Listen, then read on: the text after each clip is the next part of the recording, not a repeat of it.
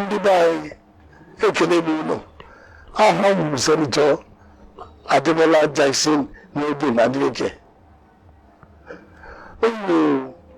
Onye People's Democratic Party mgbe ahụ na-agarịa na rịọ gị ka ime nke vootu inyere m izi ịdị ime ya n'aha Chineke m ga-eme ya.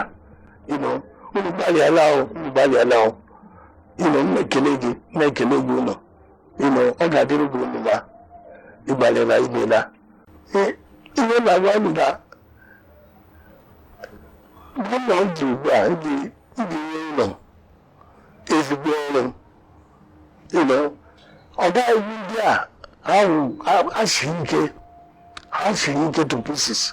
Onye na-agwa gị ọ gaghị business as usual. Ọ dị everybody bịara ọzọ ebe a agụzi na anyị na-eme ihe ọfụma iji mee ụlọ ọfụma. Mgbe m na-arịọ Chineke ka ọ nye m gọvanọship a Chineke nyere m gọvanọship gọvanọ